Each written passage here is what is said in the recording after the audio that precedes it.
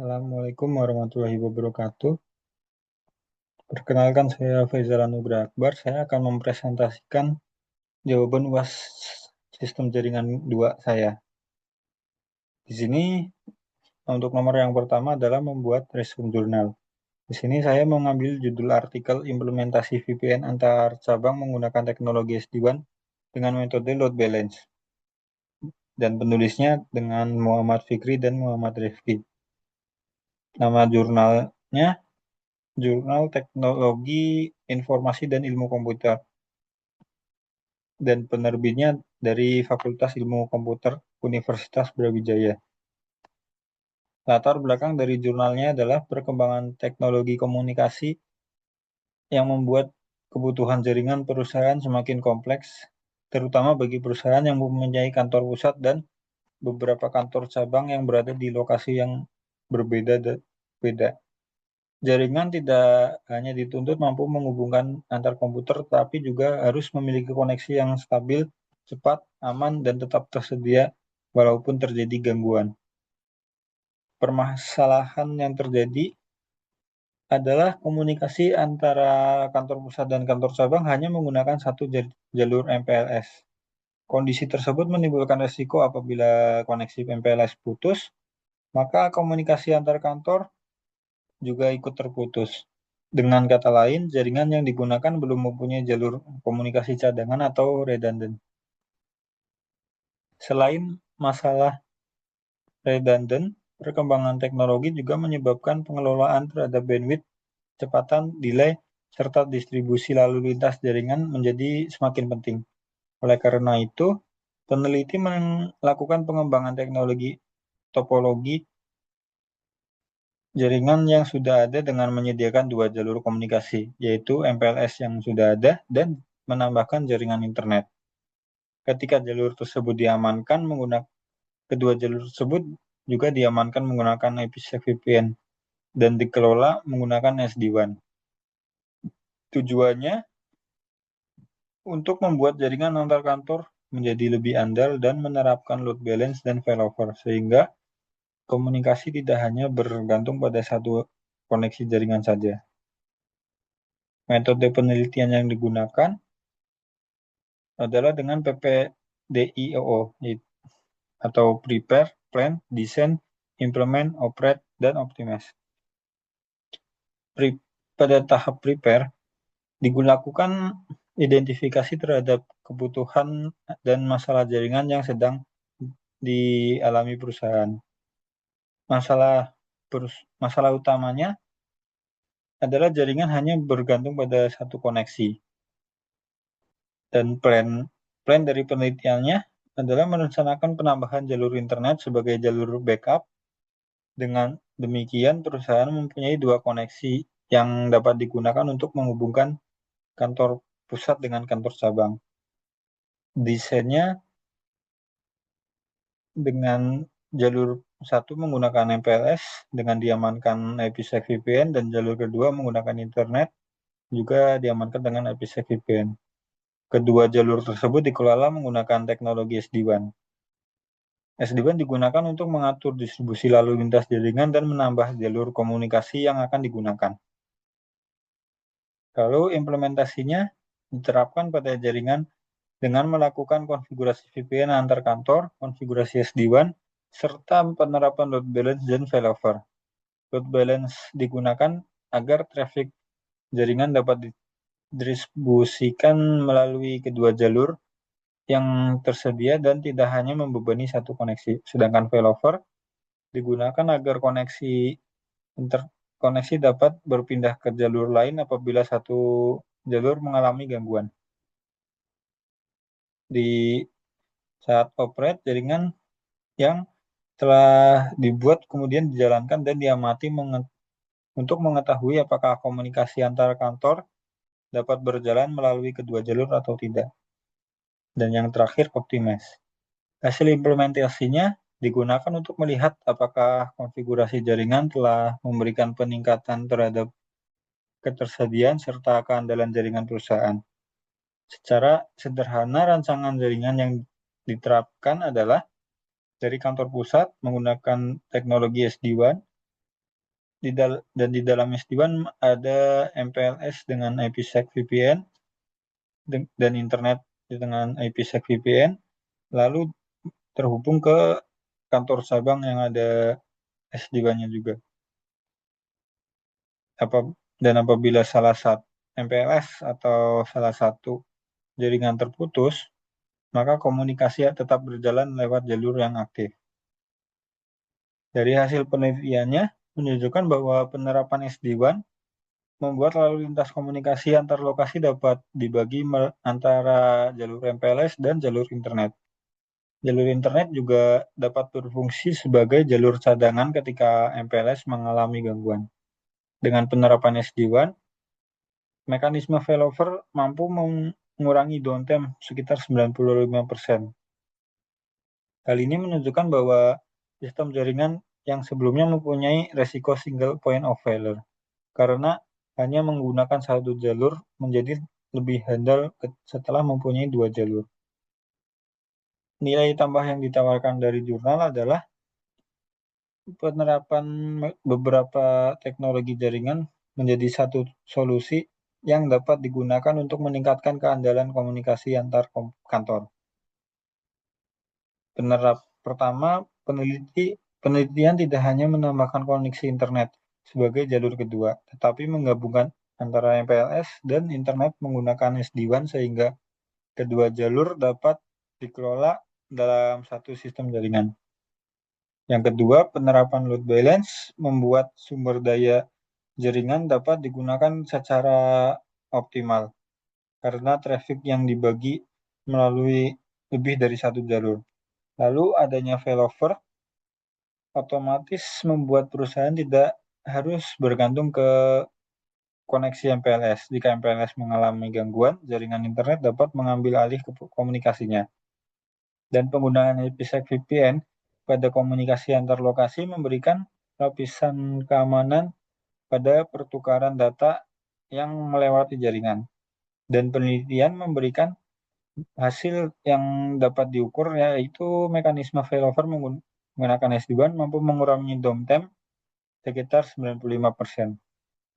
Dengan demikian, nilai tambah penelitian ini bukan hanya berupa perancangan topologi jaringan baru, tetapi juga memberikan solusi terhadap tiga kebutuhan jaringan perusahaan sekaligus, yaitu ketersediaan jaringan, pembagian trafik, dan redundant koneksi. Kesimpulannya, berdasarkan teks jurnal tersebut, dapat disimpulkan bahwa permasalahan utama jaringan pada PT ini adalah ketergantungan terhadap satu jalur MPLS yang menyebabkan komunikasi antar kantor dapat terputus ketika koneksi tersebut mengalami gangguan. Peneliti kemudian menerapkan jaringan dengan dua jalur komunikasi berupa MPLS dan internet yang dilengkapi dengan IPsec VPN serta dikelola menggunakan teknologi SD-WAN. Metode pengembangan yang digunakan adalah PPDIO mulai dari tahap persiapan hingga optimalisasi jaringan. Penerapan load balance memungkinkan penggunaan kedua jalur menjadi lebih optimal, sedangkan failover memungkinkan komunikasi tetap berjalan ketika salah satu koneksi mengalami gangguan. Hasil penelitian menunjukkan bahwa mekanisme tersebut mampu mengurangi downtime jaringan sekitar 95%. Dan menurut saya, penelitian ini memberikan manfaat yang cukup besar bagi perusahaan yang mempunyai banyak kantor cabang, karena menunjukkan bahwa penggunaan SD-WAN, VPN, load balance, dan failover dapat meningkatkan keandalan dan ketersediaan jaringan komunikasi perusahaan. Lalu soal nomor 2, apa itu VLAN? VLAN atau Virtual Local Area Network merupakan suatu teknologi atau fitur di dalam jaringan yang berfungsi untuk mengelompokkan atau memisah-misahkan banyak service data yang ada di suatu jaringan.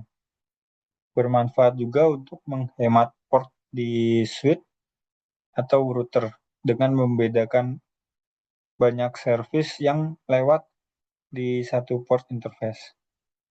Ya, untuk membuat model sederhana dari VLAN adalah di sini kita contohkan menggunakan switch yang terhubung ke PC karyawan, PC manager, laptop karyawan, laptop manager. Misal kita ingin membedakan antara PC karyawan dengan laptop manager. PC dan laptop milik karyawan dan milik manajer. Misal pertama kita masuk config dulu, lalu kita membuat VLAN-nya, misal 10, kita kasih deskripsi,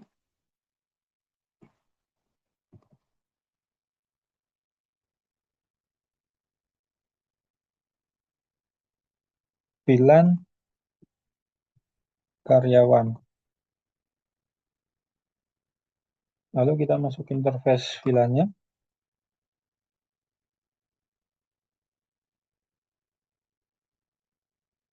Nah, di sini kita kasih IP address.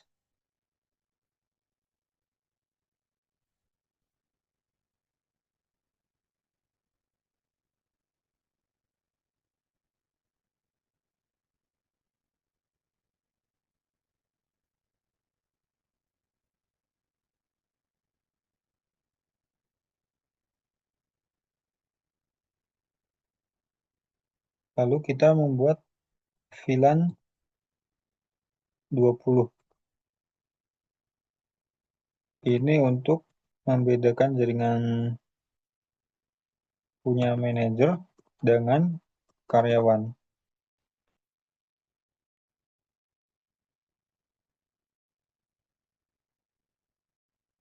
Jadi antara manajer dengan karyawan tidak bisa langsung dalam satu jaringan.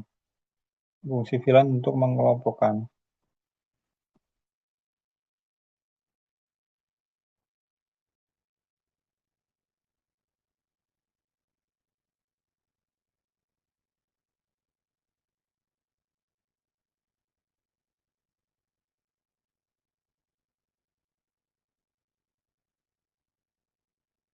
Jangan lupa save config-nya.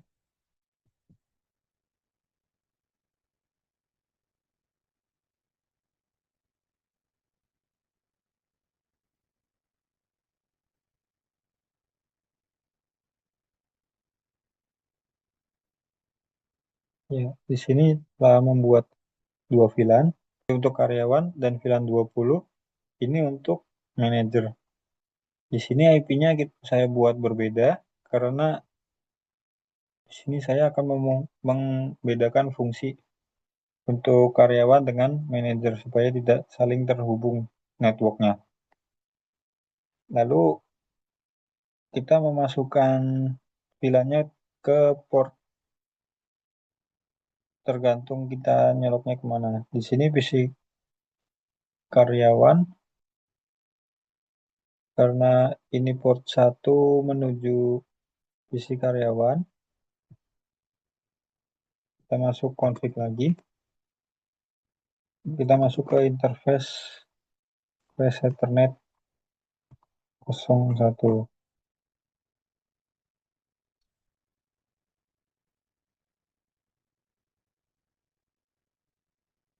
Kita kasih deskripsi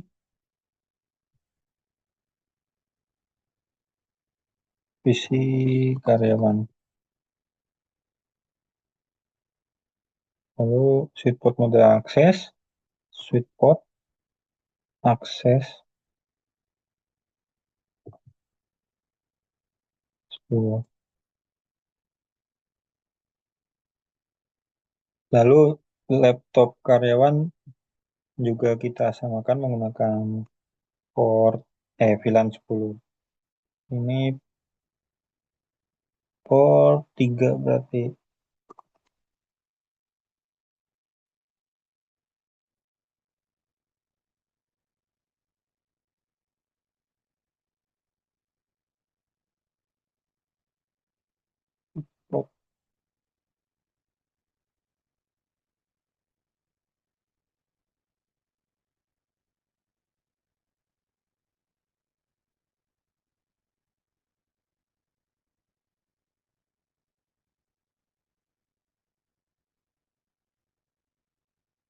Selanjutnya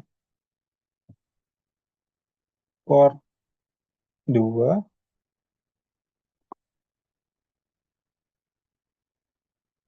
kita kasih VLAN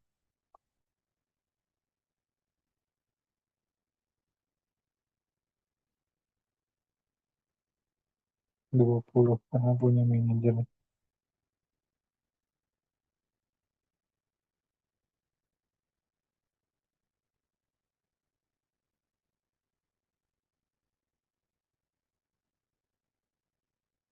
Dan port 4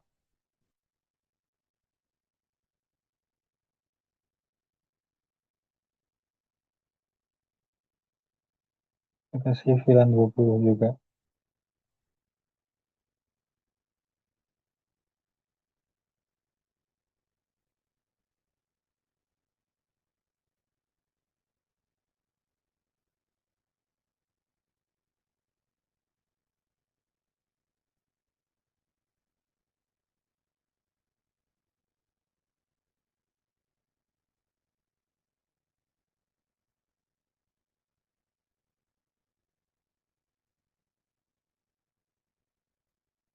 Ya, jadi seperti ini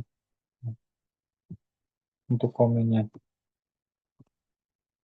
Lalu jangan lupa kita memberi IP juga. Oh, di sini aja.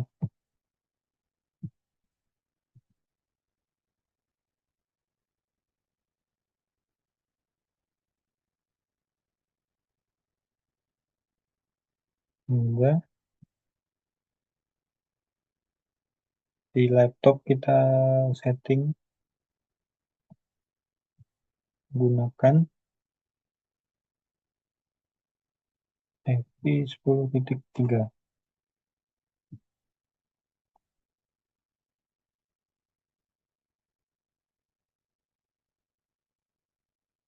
Tadi 248.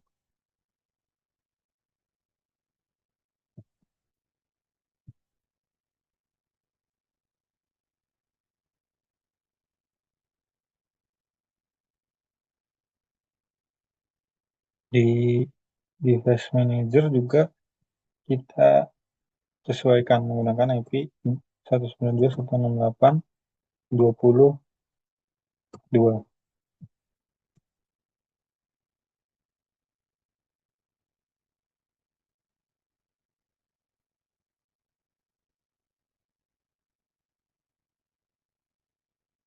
Oke, untuk manager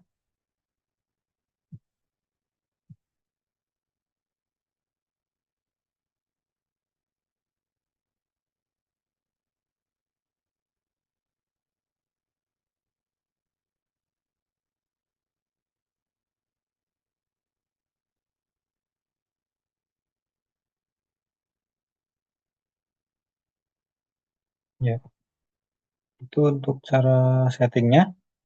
Lalu kita coba tes mengirim pesan dari karyawan ke karyawan, sukses.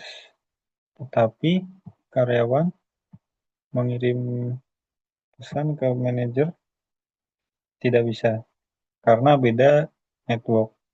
Jadi kira-kira seperti itulah fungsi VLAN untuk membeda-bedakan antara karyawan dengan manajer. Misalnya di sini.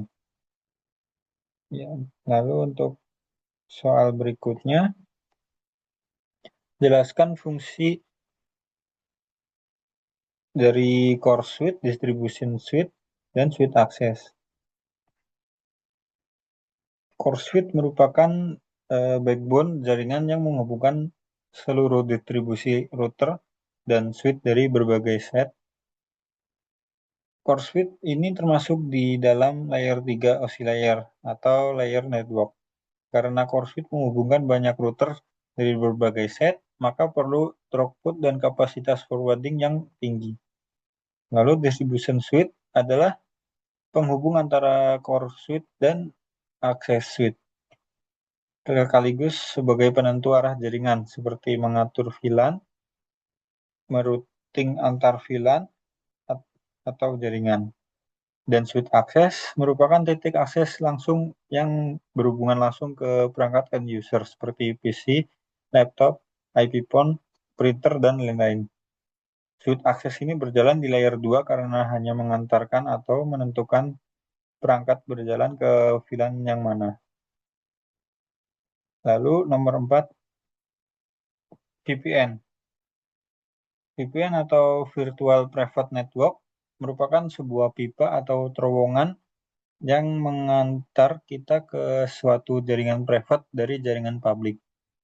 Dalam dunia kerja, VPN berfungsi untuk mengakses jaringan kantor yang private atau yang seharusnya hanya bisa diakses melalui jaringan lokal saja, menjadi bisa diakses melalui jaringan publik dimanapun kita berada. Untuk contoh VPN, di sini saya mempunyai VPN kantor menggunakan FortiClient. Nah, kita menembak IP publik yang ada di kantor. Lalu di sini ada autentikasi akun kita. Ketika terverifikasi akun kita, maka kita bisa mengakses jaringan lokal yang ada di kantor. Jika kita tidak login atau autentikasi kita gagal di sini, maka tidak bisa mengakses jaringan lokal kantor. Jadi istilahnya seperti kita seolah-olah berada di kantor, seperti terowongan. Lalu soal yang terakhir, network security. Network security adalah kumpulan kebijakan, praktik, teknologi, dan yang dirancang untuk melindungi kerahasiaan, integritas dari infrastruktur jaringan. Menurut saya, untuk mengimplementasi network security yang baik adalah dengan membuat konsep defense in depth atau lapisan pertahanan yang berlapis. Jadi, kalau satu lapisan bisa ditembus hacker, maka lapisan berikutnya tetap masih bisa menahan inti datanya. Juga dengan membuat segmentation yang baik dengan memisah-misahkan jaringan yang jadi terstruktur. Dan juga tidak lupa dengan encryption yang susah dibaca jika disadap.